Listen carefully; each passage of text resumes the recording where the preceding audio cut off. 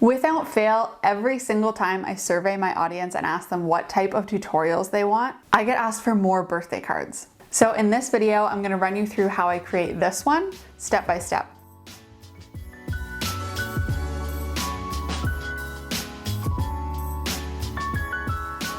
Okay, for tools for this lesson, you're going to need a card, of course.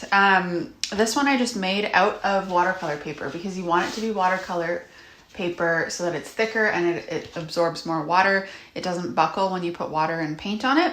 Then, of course, you're gonna need some paints. I'm using liquid Ecoline liquid watercolors. You're gonna need brushes. Then you're gonna need some washi tape, some paper towel, and some water, of course. Okay, so the first thing I'm gonna do is use my washi tape and create a border in the middle of the card for the writing that I'm gonna do eventually. So basically I'm just placing this where I think the writing should go. It's not a huge deal, kind of just centered, maybe a little closer towards the top and about that far from the edge. If yours is a little farther, it's not a big deal.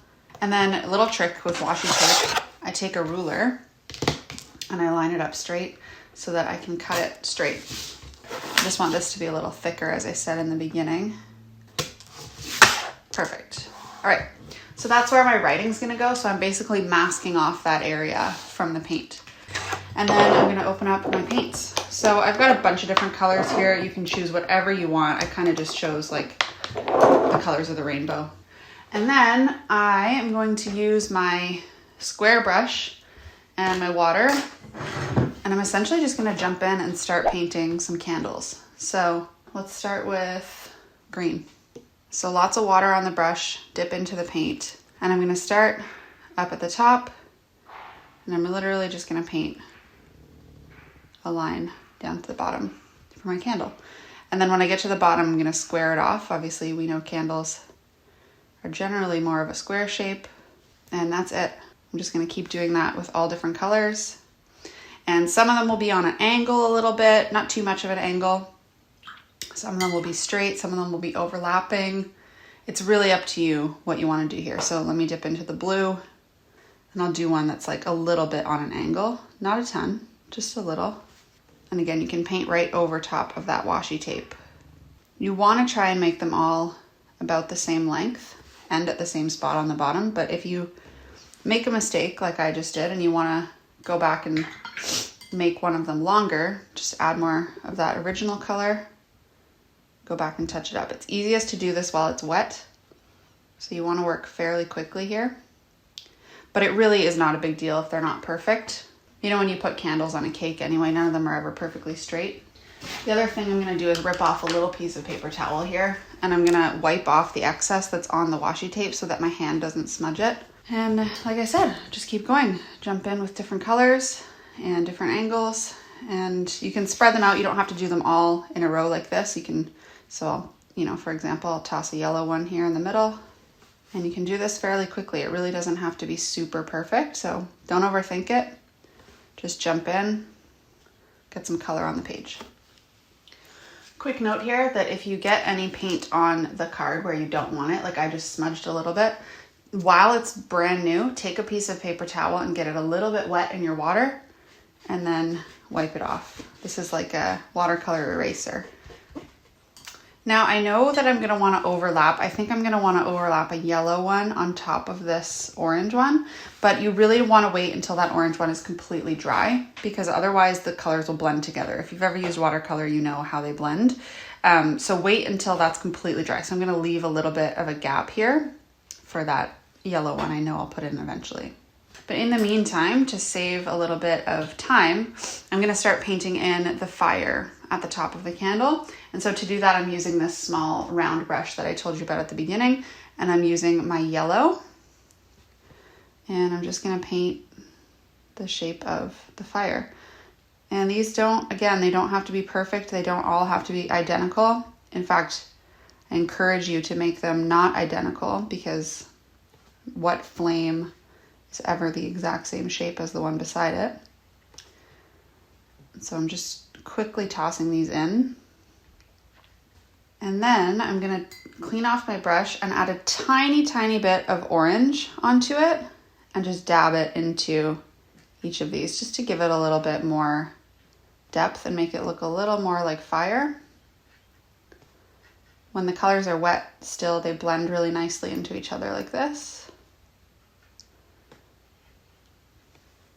All right, so like I said, the last thing I wanted to do was add, or the last candle I wanted to do was one yellow one. So I'm just gonna do that now. And I want it a bit on an angle, so it's just gonna overlap at the bottom. Just kind of fill in this gap here. There we go. And so this is why you want to wait till that orange is totally dry, otherwise it would have really smudged the orange. So I'm going to add a little more here, and you can see it is pulling a little bit of the orange into the yellow, but that's okay. Kind of like that mix anyway. All right, so there's my yellow candle in between. I made it a little too thick, but it is what it is. Now, like I said, most of them are completely dry. So the next part I'm gonna do, and I didn't say you would need these in the intro because they are completely optional, but I'm gonna add some details in white on top of the candles. You know how sometimes the wax, they put like a little wax detail on top of candles. And so I'm using a Uniball Signo and a Posca paint pen. This is the Posca paint pen with like this little teeny tiny tip. I like using this one for dots, and I like using this one for other details. So again, you have to make sure these are completely dry so you can see that orange is being pulled into my yellow even more now, and it's smudging a little bit. So don't do what I did, wait until it's totally dry. And even then you might get a bit of this, which is totally fine. It ends up looking cute anyway. So I'm gonna take my Uniball and add in some little details on some of these candles. Not all of them, but a bunch of them. I think it looks really cute. So for example, on this red one, I'm gonna add some polka dots, and I can tell that the paint is still a little bit damp under there, so this isn't working super perfectly, but it's good enough for what we need. Again, if you waited longer for this to dry, the outcome would be better, but I am an impatient person, and I'm also not at all a perfectionist, so I kind of just jump in. You can do whatever patterns you want for this part. Let's do some lines on this pink one. Just some angled lines, really simple.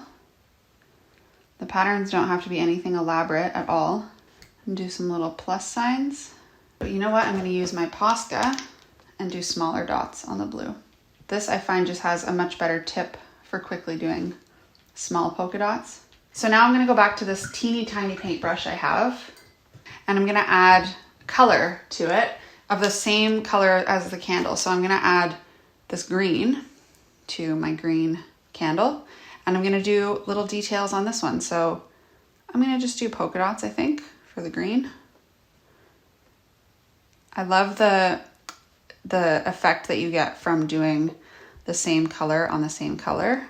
It just feels really subtle and not in your face, but it adds a really nice little dimension to it.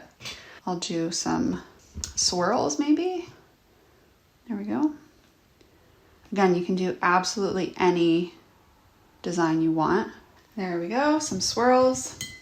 You don't have to do any of these details. These are all optional. And if you're trying to do this card quickly, obviously adding the detail requires you to wait for everything to be totally dry. So sometimes I do it, sometimes I don't. And next up is the best part of this whole thing, which is peeling off the washi tape. And you get this perfect solid line where we can write our birthday message. You could use a pencil beforehand and go over this and plan out where you're gonna put your lettering. I'm just gonna jump right in because, like I said, I'm not a perfectionist. I'm using a Micron 05 pen, and I'm just gonna do little block letters. You could do this with a brush pen, and you could write it in calligraphy. You could do absolutely whatever lettering you want. I'm just gonna make it simple. I think there's enough going on with this card already that I'm just gonna do some simple block letters. I have to hold my pen kind of funny so that my hand doesn't touch any of the wet stuff. And truthfully, I think when you're doing cute little block letters like this, sometimes the less perfect they are, the better they end up. And here, I'm just gonna add some exclamation marks because I didn't plan the spacing of that right. But now it looks like I did that on purpose. Okay, and the very, very, very last step that I do is I use the same pen and I go over, this is again, completely optional. You could absolutely leave it the way it is, but I like to go over the edges of the candle and like, I really like the effect of when the paint and the line that you draw don't perfectly match up. So I'm gonna show you what I mean. Again, should be waiting for this to dry, but I'm not. So I'm gonna just trace over the candle edges, but not perfectly. See how I'm leaving like a little bit of white space and I'm not making the lines perfectly straight. I'm just going in really quick and tracing over them imperfectly. I love that like offset look. I think it really makes a card look cute and unique and definitely handmade. See, that's what happens when you don't wait for it to dry. Oh, I mucked up this whole yellow. And of course, I'm gonna just keep trying to go and let, instead of just waiting for it to dry. You know what? It is what it is. I'm gonna try and fix that later when it's dry. Just don't follow what I'm doing. Wait until everything's completely dry. But here, you want to draw that line in the middle there so that it shows that that yellow one is overlapping the orange one. And same here with the blue. The blue one's on the front of the yellow one. So you'll see, again, these are super imperfect lines, but the way it kind of makes it pop is really cute. And I'm gonna do the same thing for the flames. Just offset lines, really, really imperfect. I have to position my hands so awkwardly to not smudge. Here we go. All right, so apart from adding a little detail to that yellow one if I wanted to, and maybe touching up some of the dots on this pink one because I smudged them, we are completely finished. There you go, your happy birthday card.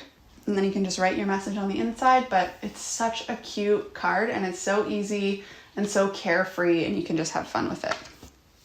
And there you have it. This is such a simple card that sometimes I'll even lay out a whole bunch of them on the table and do a bunch at once so that I always have some on hand. Like I said at the beginning, if you want a few more birthday card tutorials, there are a few more here on the channel. So I'm gonna link you to another one next and I'll see you over there.